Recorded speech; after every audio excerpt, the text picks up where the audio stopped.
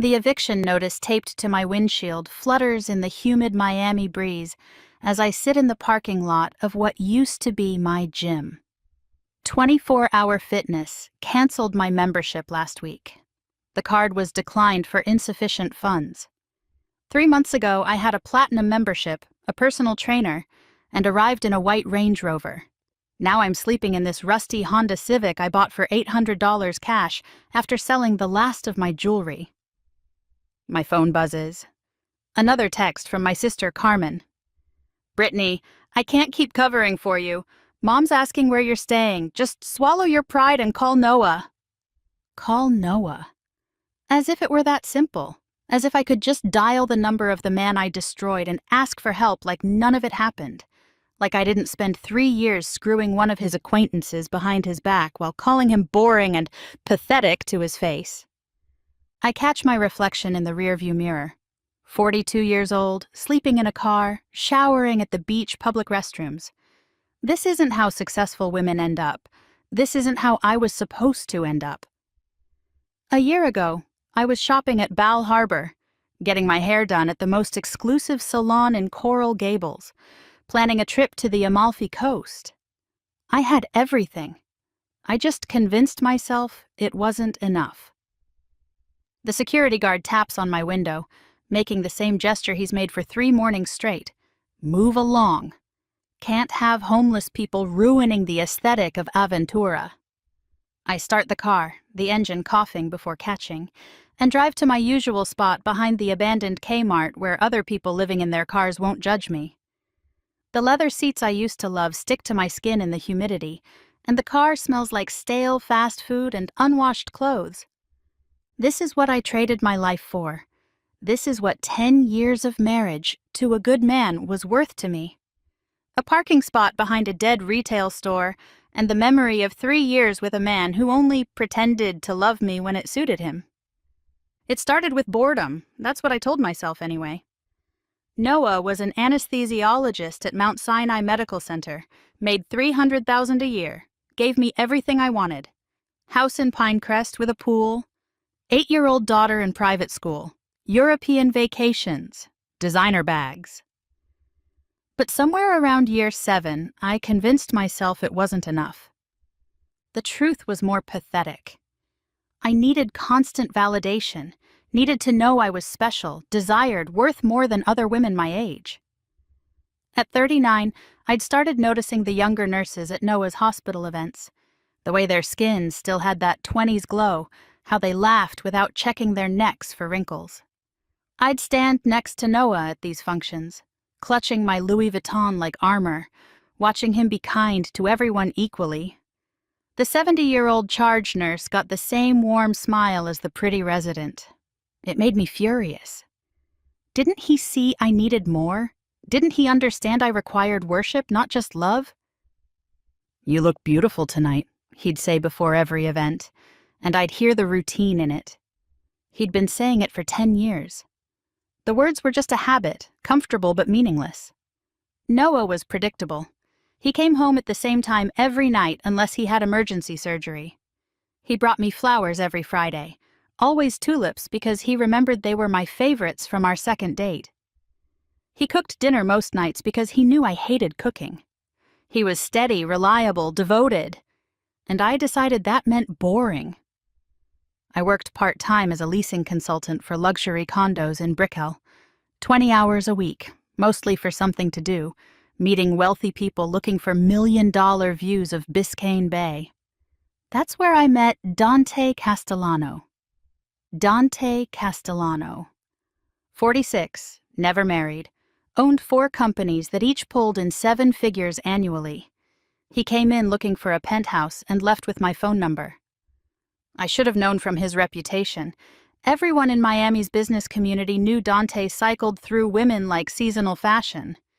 2 years here, 3 years there, always ending the same way. But I was special, I told myself. I was different. The first time he texted, I stared at my phone for 20 minutes. "You're too sophisticated for this job," he wrote. "Let me take you to lunch and discuss some real estate opportunities." I knew it wasn't about real estate. My wedding ring had been right there, diamond catching the showroom lights as I'd handed him property listings. He'd seen it, and didn't care. That should have been my warning. Instead, it became my drug. Here was a millionaire who wanted me despite my marriage, who saw something in me worth pursuing. My hands shook as I typed back, yes. That first lunch at Zuma lasted 3 hours. Dante ordered for me without asking. The chef's omakase, sake pairings, desserts I pretended I never ate to maintain my figure. He talked about his businesses, his homes in Aspen and Manhattan, the yacht he kept in Monaco. But between every boast, he'd touch my hand and tell me I was wasted in my life. "A woman like you," he'd say, letting the sentence hang there, waiting for me to take it. "You understand quality. You have taste. Your husband's a lucky man." "He doesn't see it that way," I heard myself saying. "He thinks our life is enough." "Men who think small live small," Dante replied, refilling my sake. "You deserve someone who sees your potential." I went home that night and looked at Noah differently. He was reading medical journals on the couch, glasses sliding down his nose, occasionally sharing some interesting case with me, even though I never understood the terminology. His contentment suddenly seemed like complacency. His stability felt like stagnation. When he reached for me in bed, all I could think about was Dante's manicured hands, his Swiss watch, the way the waitresses had fawned over him. The emotional affair started immediately, and it was intoxicating. Dante texted me constantly, each message a little hit of validation. "Thinking of you in that black dress. Can't focus on contracts with you on my mind. My business dinner tonight would be more interesting with you." I'd read them while Noah cooked dinner, smiling at my phone like a teenager. When he'd ask what was funny, I'd make up lies about group chats with friends. The lying came so easily it scared me, but not enough to stop. I started dressing differently for work. Tighter dresses, higher heels, the kind of makeup that took an hour but looked effortless. Noah noticed, complimented me, asked if there was a special event.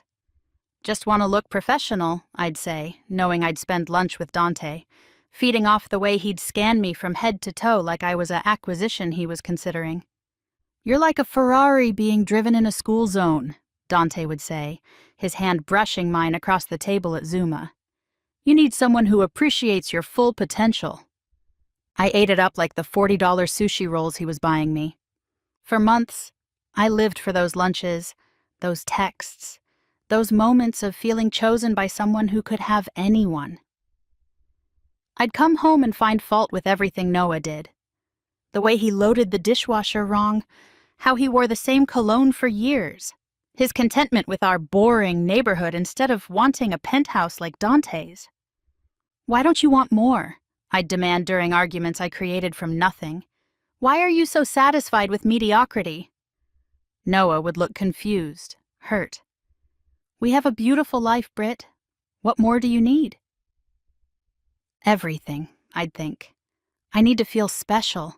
I need to feel chosen. I need someone who makes other women jealous, not someone who makes them comfortable." The physical affair started on a business trip. I told Noah I was going to a leasing conference in Orlando. Instead, I flew to New York with Dante, stayed at the St. Regis, and crossed a line I could never uncross. But I didn't feel guilty.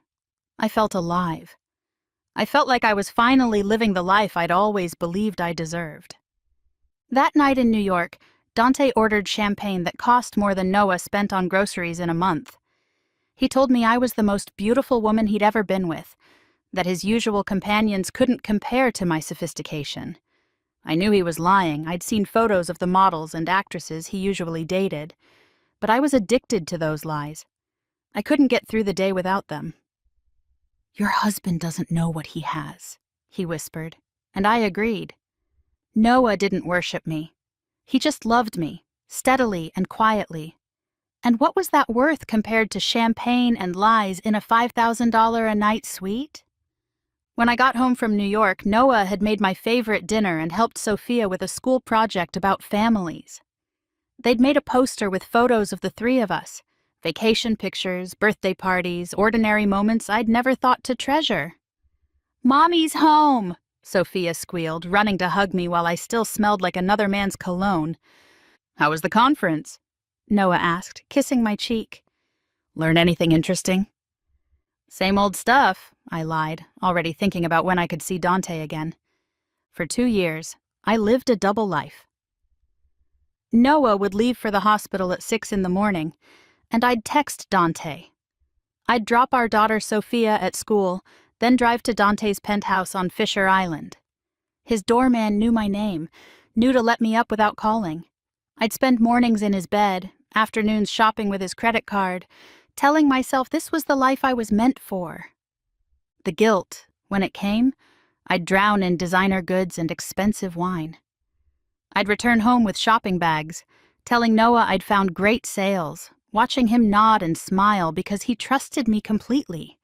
That trust made me angry. How could he be so naive? Didn't he see I was too good for our suburban life? His blindness felt like another betrayal, another sign that he didn't really see me. I became cruel. I see that now, sitting in this hot car that smells like old French fries and desperation. I'd tell Noah his jokes weren't funny, that his face annoyed me, that successful men didn't settle for hospital salaries. I'd compare him to Dante without using Dante's name. Why couldn't he be more ambitious, more exciting, more everything? The worst part was how he'd try to fix things. He'd plan date nights to new restaurants, buy me jewelry I'd compare to pieces Dante had given me, attempt to be spontaneous in ways that just highlighted how well I knew him. His efforts made me crueler. I wanted him to fight back, to demand to know why I'd changed. Instead, he just loved me harder, which made me hate him for being so weak. "I hate that you're so satisfied with being average," I told him one night over the dinner he'd cooked. "We have a slightly bigger house than most people, slightly better cars. When did you become okay with slightly?" He just looked at me with those kind brown eyes and asked what more I wanted. We had a beautiful home, healthy daughter, money for anything we needed. What more was there? Everything, I thought. There was everything more. Noah wasn't unambitious, just uninterested in the kind of ambition that impressed other people. But I couldn't see that then. There was the validation of being chosen by a powerful man. There was the thrill of secrets, the rush of leading 2 lives. There was the woman I saw in Dante's eyes, sophisticated, desired, worth risking everything for. Not just a doctor's wife aging in the suburbs, invisible at 40. I'd stand in Dante's floor-to-ceiling windows, looking out at the Miami skyline, wearing the La Perla lingerie he'd bought me, feeling like I'd finally become the woman I was meant to be. Someone special, someone who mattered, someone a millionaire would risk his reputation to possess. What I couldn't see then, what I only understand now in the brutal clarity of loss, was that I was never special to Dante. I was just available. A bored housewife grateful for attention, eager to betray everything for the validation of being wanted by someone who collected women like watches. He didn't see potential in me. He saw an easy target, a woman so desperate to feel special that she'd destroy her life for the illusion of being chosen. The breaking point came last February. I was at Dante's penthouse when he mentioned something casually that changed everything.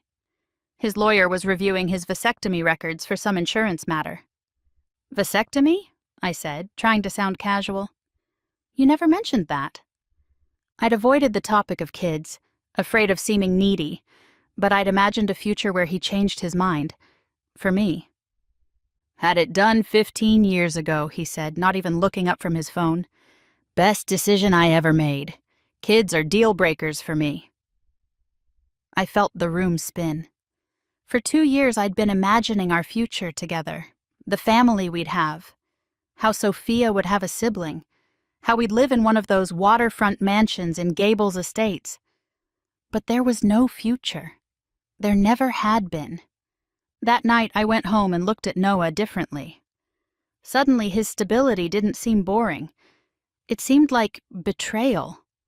How dare he be so content when I was falling apart? How dare he love me so steadily when I was destroying everything? I sent the text from the bathroom at work the next day. I want a divorce. I'm not in love with you anymore. Let's just focus on co-parenting Sophia. Just like that. 10 years of marriage reduced to 3 sentences on an iPhone screen. Noah was devastated. He called, texted, showed up at my work.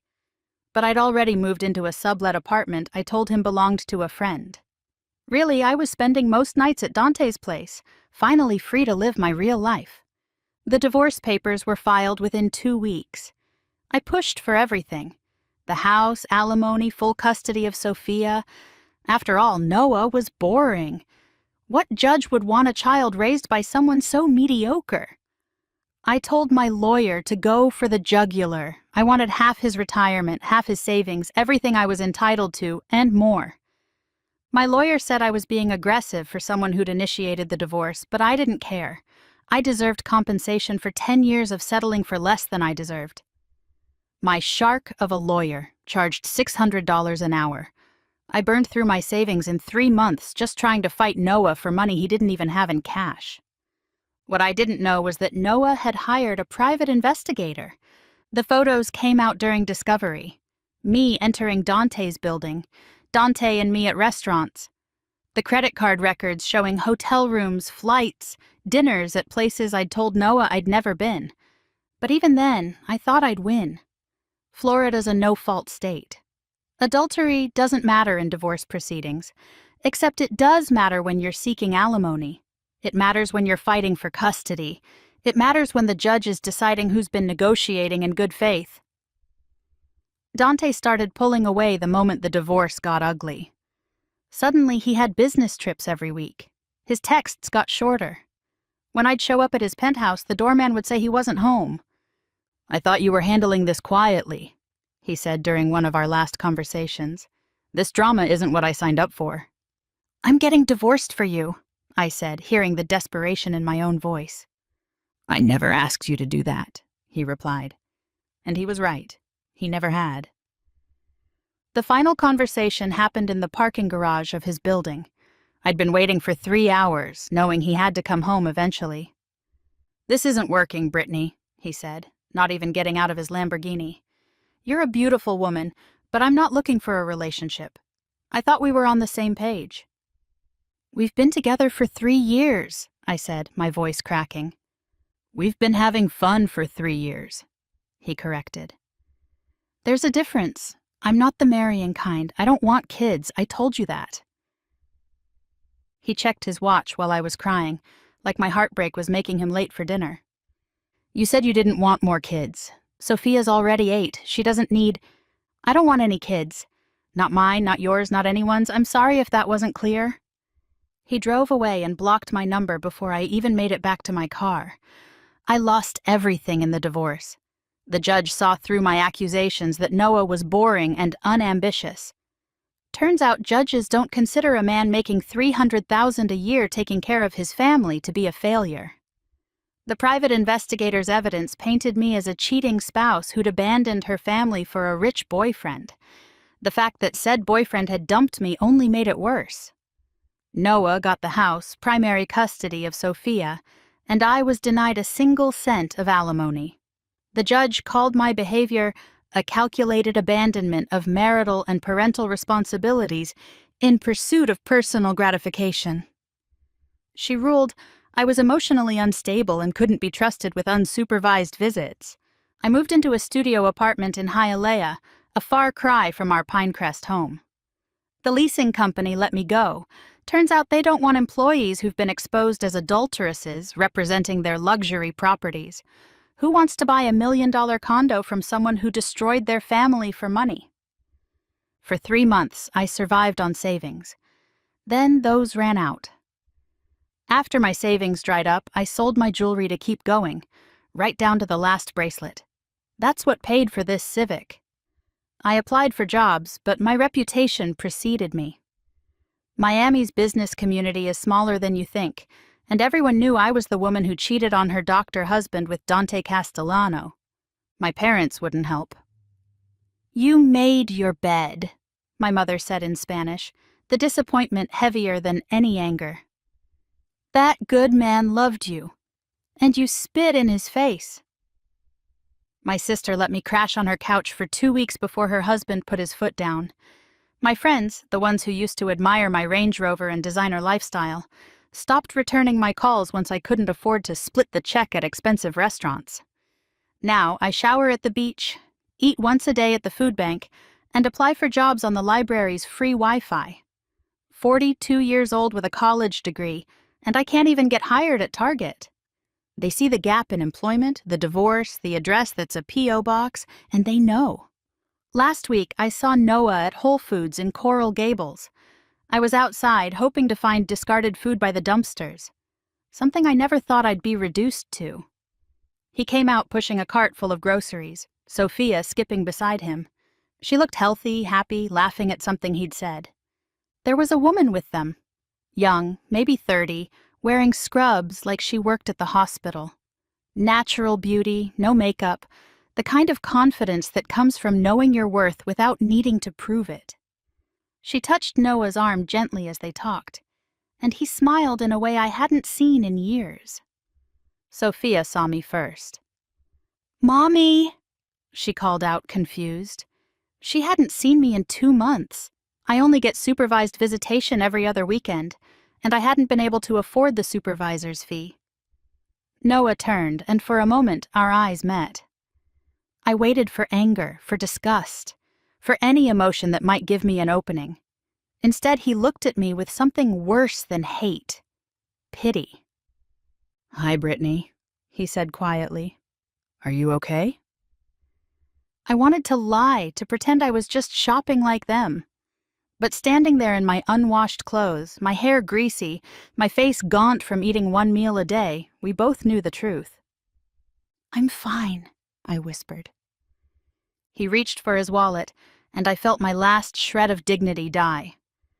"Please don't," I said. He paused, then nodded. "Sophia, say goodbye to your mom. We need to get home." "Bye, Mommy," Sophia said, already turning back to the woman in scrubs. "Lauren's teaching me to make empanadas tonight." They drove away in Noah's Tesla. He'd upgraded since the divorce. I stood there in the parking lot until security asked me to leave. That was the moment I understood what I'd thrown away. Not just the money or the house or the comfortable life. I'd thrown away a man who would have reached for his wallet to help me even after I'd destroyed him. I'd thrown away a daughter who was already calling another woman by her first name. I'd thrown away stability for excitement, love for lust, reality for a fantasy that was never real. Dante's getting married next month. I saw the announcement online at the library. Some Brazilian heiress, 25 years old, from a family that owns half of Sao Paulo. The wedding's in Capri. They'll probably have beautiful children that he'll somehow want, despite swearing he never would. Maybe the vasectomy was a lie, too. Just another wall he put up to keep me out. Because that's what men like Dante do. They don't want children or commitment until they meet someone they actually value. I was just placeholder entertainment, a middle-aged woman stupid enough to think she was special. Noah will probably marry Lauren. She's everything I pretended to be, secure, graceful, able to appreciate what she has. She'll raise my daughter, sleep in my bed, wake up beside the man I once called boring, while I wake up to the sound of other cars starting in this parking lot. I had everything. A husband who loved me, a daughter who adored me, a home, security, comfort. I threw it all away because I thought I deserved more. Turns out what I deserved was exactly what I got. There's a shelter downtown that might have a bed tonight. I'll have to be there by 4 to get in line, which means leaving soon. Tomorrow I'll apply for food stamps, swallow what's left of my pride. Maybe in a few months I can save enough for a deposit on a room somewhere. Get a job, any job. Try to rebuild some kind of life. But I'll never get back what I had. Noah's kindness, Sophia's love, the security of knowing someone would always be there. I traded a man who brought me tulips every Friday for a man who couldn't even remember my last name in his wedding announcement. I traded a life of being cherished for 3 years of being used. My phone battery's almost dead. I charge it at the library when I can, keeping it active in case Sophia tries to call.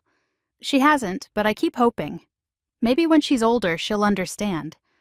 Or maybe she'll just remember me as the mother who chose a rich man's bed over tucking her in at night. The sun's getting high, and the car's becoming an oven. Time to move to the next parking lot, the next few hours of killing time until the shelter opens. This is my life now, not because the universe is cruel, or men are pigs, or the system is unfair.